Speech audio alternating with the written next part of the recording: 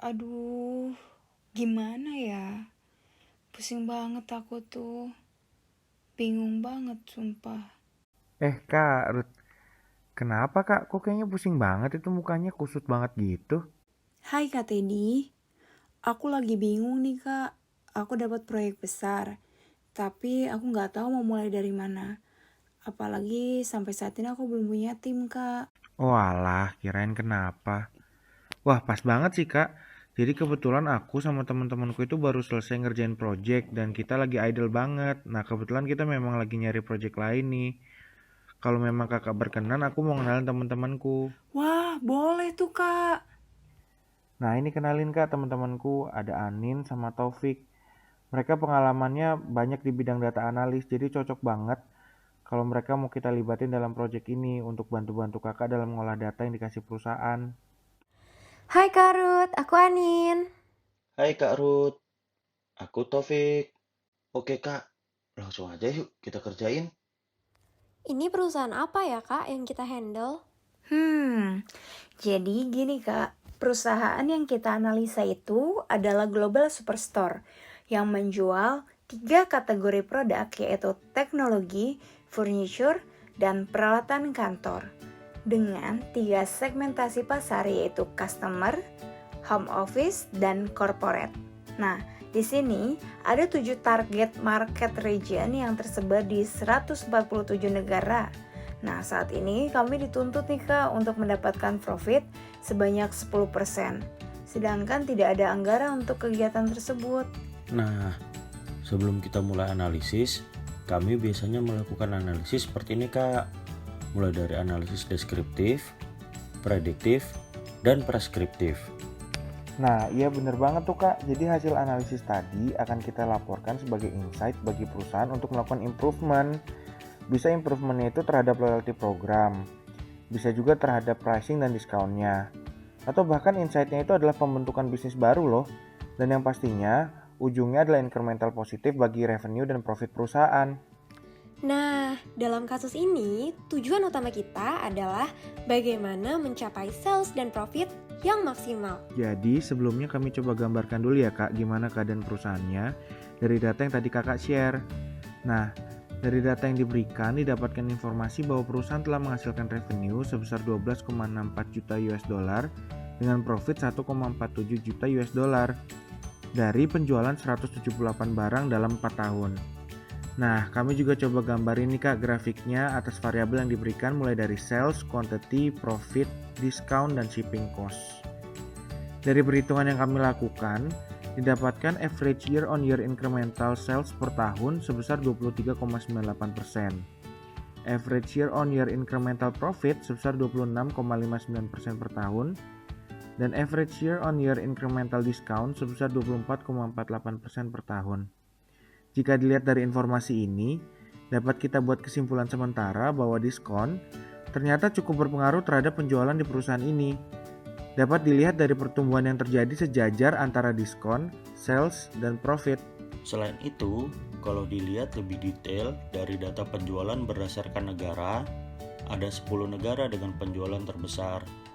Nomor 10 dari Brazil 0,36 juta USD. Nomor 9 dari Indonesia 0,4 juta USD. Nomor 8 dari Inggris 0,53 juta USD.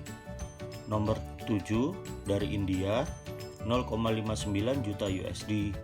Nomor 6 dari Meksiko 0,62 juta USD. Nomor 5 dari Jerman 0,63 juta USD.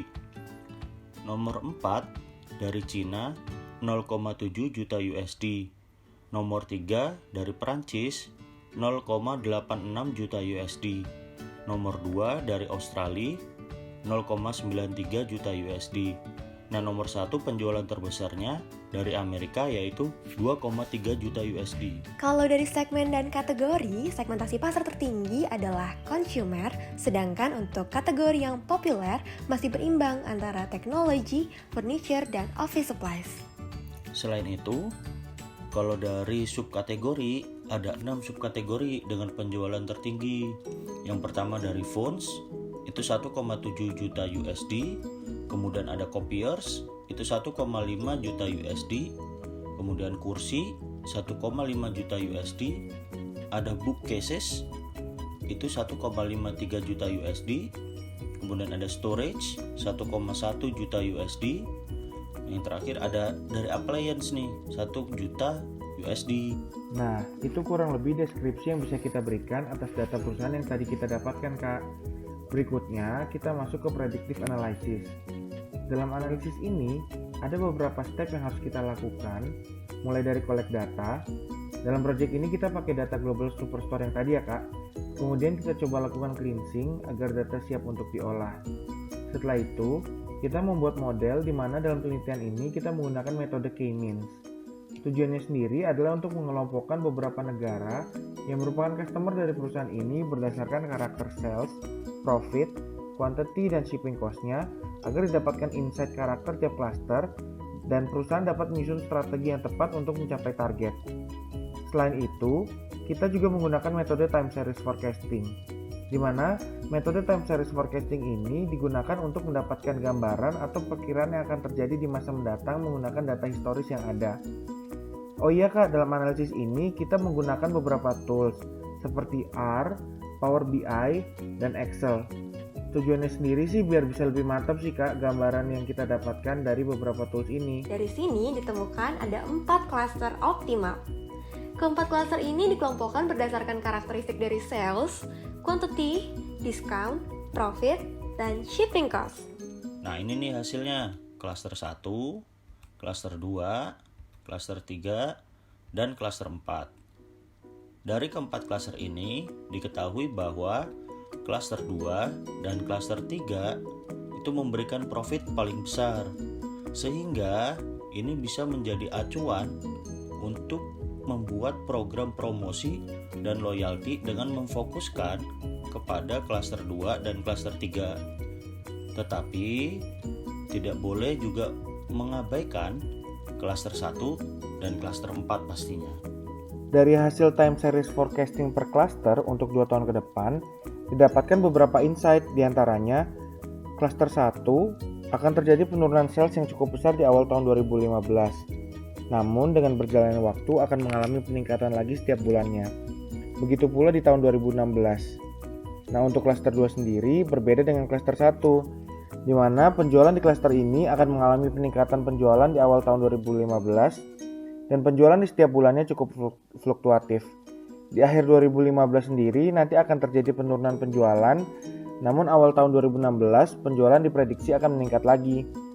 Nah untuk cluster 3, di awal tahun 2015 dan 2016 akan mengalami peningkatan penjualan, namun penjualannya setiap bulannya sangat fluktuatif.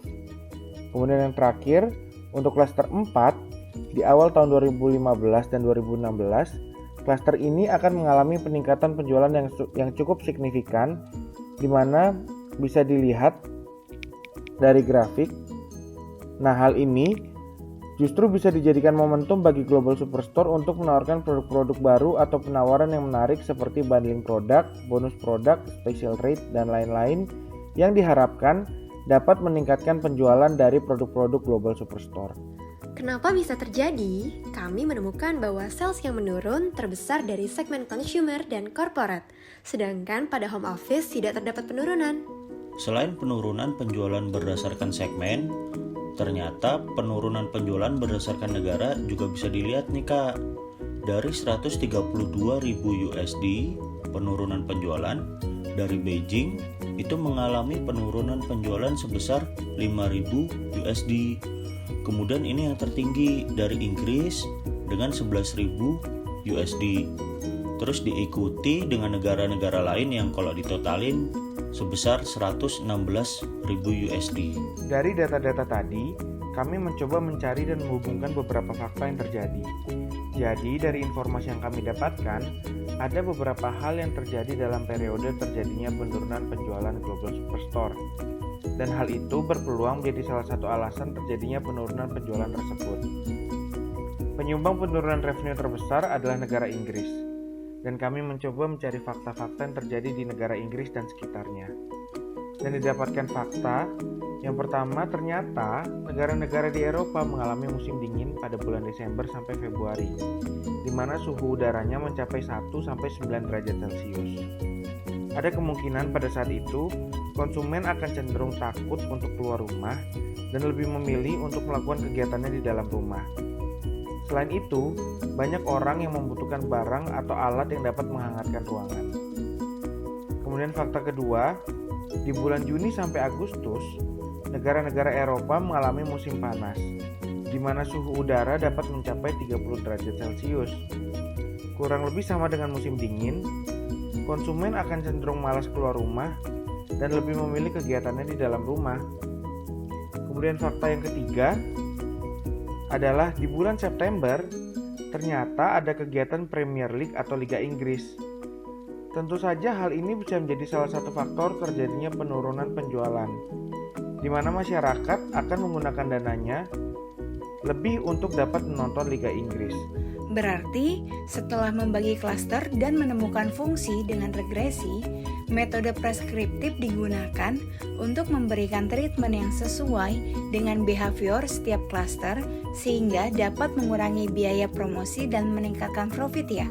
Berarti dari semua hal yang disampaikan, aku menemukan perspektif analisis dengan objektif menentukan besaran diskon yang optimal di masing-masing klaster untuk mencapai target sales dan profit yang maksimal dengan constraint sebagai berikut. 1. Total anggaran yang disediakan untuk diskon harus tetap. Dan yang kedua, total sales tidak boleh turun. Dengan ini, maka dilakukan program pemerataan diskon untuk area clustering 1, 2, dan 4 di mana terjadi perubahan diskon lebih banyak menjadi 1-3% dengan mengurangi jumlah diskon clustering 3 sebanyak 6,83%. Hal ini diputuskan karena pengaruh perubahan diskon di clustering 3 tidak mengalami perubahan penjualan signifikan karena barang yang dibutuhkan tetap dibeli walau tidak ada diskon. Maka dari itu, Global Superstore perlu untuk melakukan pemerataan diskon ke area lain dengan asumsi peningkatan jumlah transaksi penjualan dari setiap kategori yang ada dengan mendistribusikan diskon yang diberikan untuk US sehingga penurunan jumlah total diskon yang terjadi adalah sebanyak 82.104 juta US dollar. Dapat ditarik kesimpulan bahwa Global Superstore perlu melakukan business insight sebagai berikut. Pertama, melakukan perhitungan ulang atas diskon yang diberikan untuk tiap klaster agar tepat sasaran, meminimalisasi biaya, dan maksimalisasi profit yang ada. Yang kedua, Global Superstore harus concern terhadap pengembangan inventory dan warehouse, khususnya untuk produk dengan subkategori phones, copiers, chairs, bookcases, storage, appliance, and machine yang memberikan kontribusi revenue terbesar. Selain itu, perusahaan juga perlu melakukan analisis terhadap lead time delivery produk ke warehouse untuk dapat memaksimalisasi pendapatan dan meminimalisasi biaya. Yang ketiga, Global Superstore harus mempertimbangkan aspek cuaca di setiap negara dalam melakukan strategi pemasaran. Misalnya di bulan Februari, di beberapa negara yang mengalami cuaca dingin, bisa diberikan penawaran untuk beberapa produk tertentu seperti peralatan komunikasi dan bekerja, handphone, komputer, laptop, printer, scanner, dan aksesori peralatan lainnya. Yang kedua, mesin atau penghangat tertentu seperti pakaian tebal untuk musim dingin atau pakaian berbahan dingin untuk musim panas. Yang kelima, Global Superstore perlu mempelajari customer behavior khususnya untuk konsumen di 10 negara yang memberikan kontribusi terbesar bagi penjualan Global Superstore. Global Superstore perlu memperhatikan perhatian lebih terhadap konsumen dari negara tertentu dengan klaster 1, 2, dan 4. Perusahaan harus mempelajari customer behavior dari ketiga klaster tersebut dengan rutin dan membuat program baik loyalty program maupun sosialisasi produk. Wow, sudah selesai. Makasih teman-teman bantuannya.